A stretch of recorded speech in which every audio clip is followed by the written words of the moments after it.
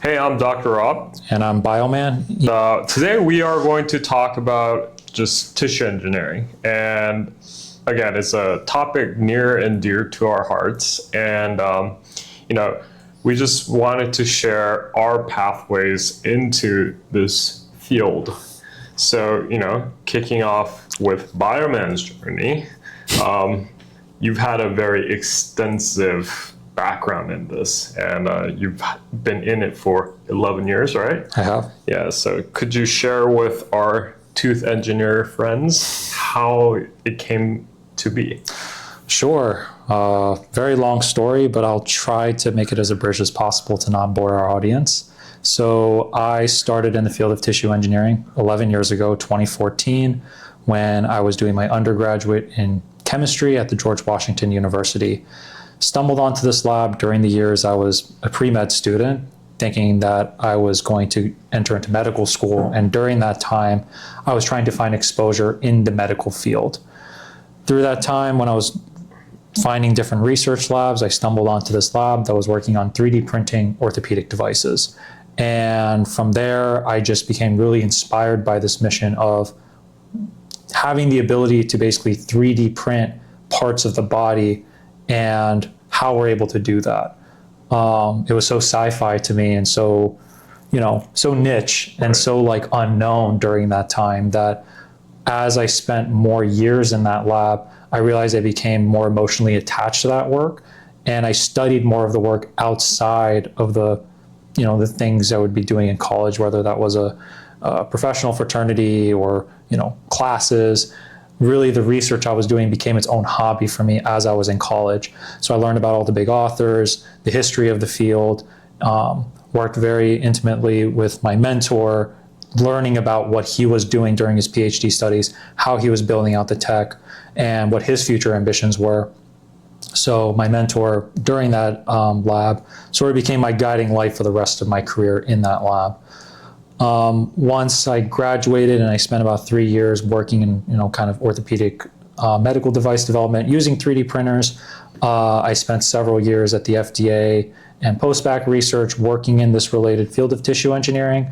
So that was that was 2 years collectively working on basically incorporating biologics, stem cell differentiation, and cardiac device development using regenerative medicine solutions so that we can go beyond printing bone, but also fabricating constructs in other areas of the body to really understand this dogma of how we can create solutions that can help regenerate the body as opposed to developing prostheses.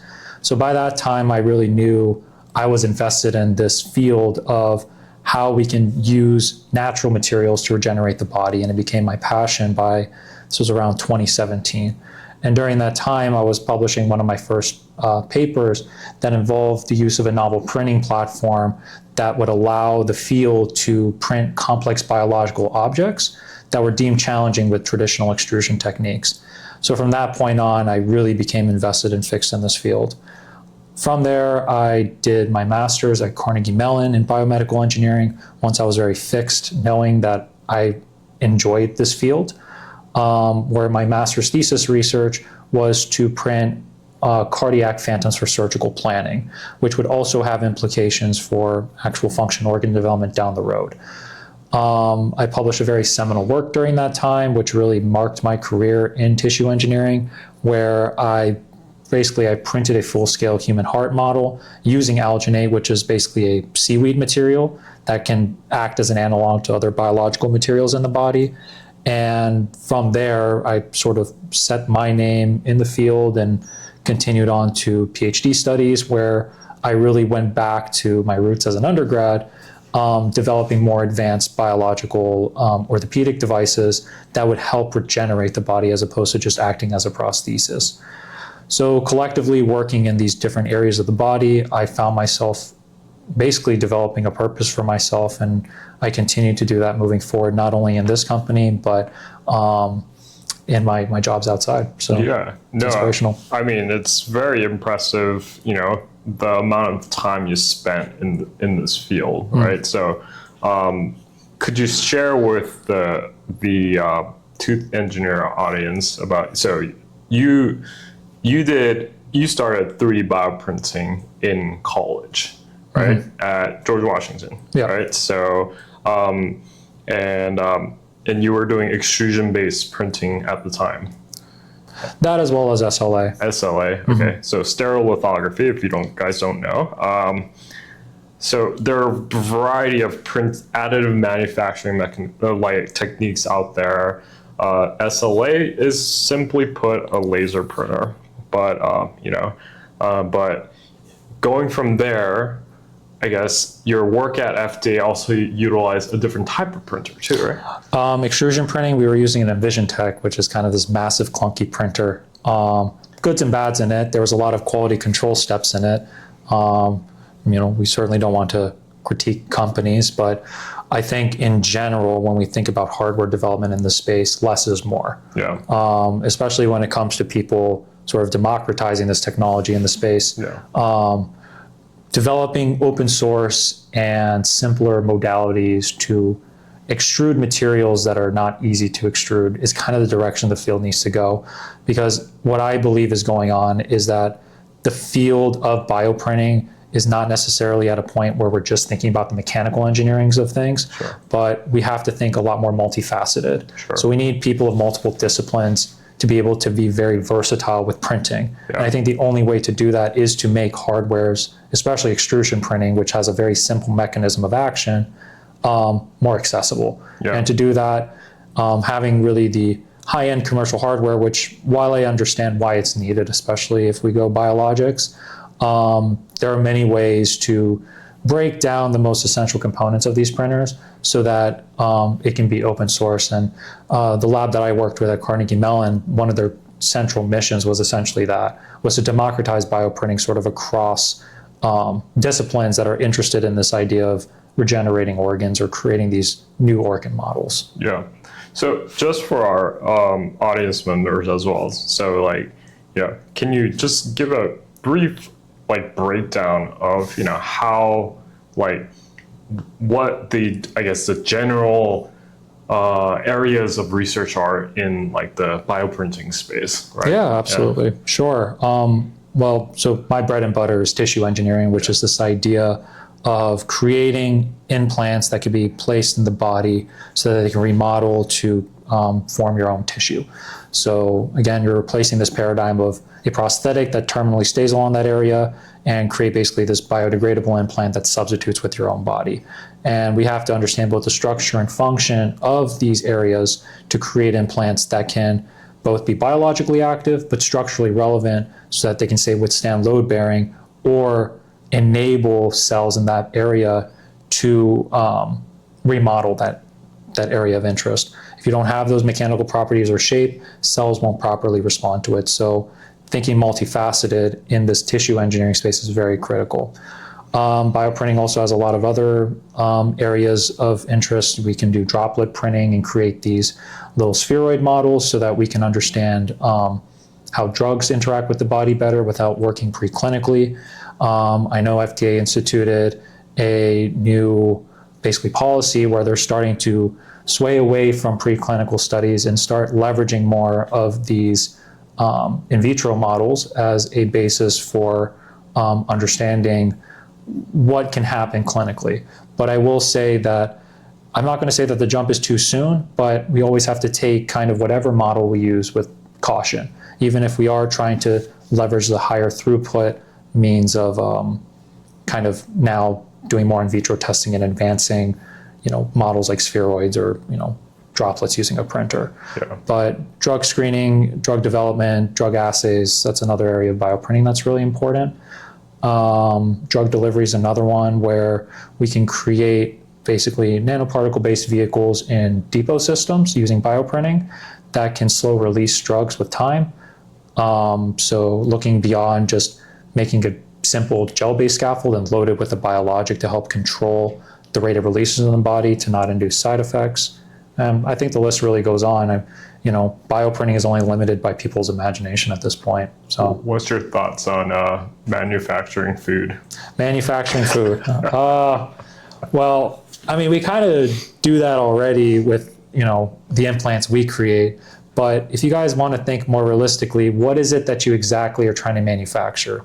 We need to basically manufacture cells that are already very expensive to like isolate and obtain, keep them in a bioreactor, have them create those tissues, and then create the subsequent food product.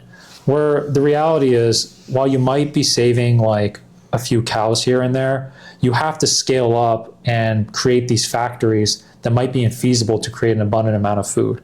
I'm not saying it's impossible, but I think the trade-offs of saving a few cows versus, you know, all of the hurdles we have to take to scaling up cells to the extent that we can create food like that, I don't know if it's going to be that much more efficient or better for the environment or the economy. So for our audience, it's probably a like what $10,000 hamburger patty that might be, you know, lab grown.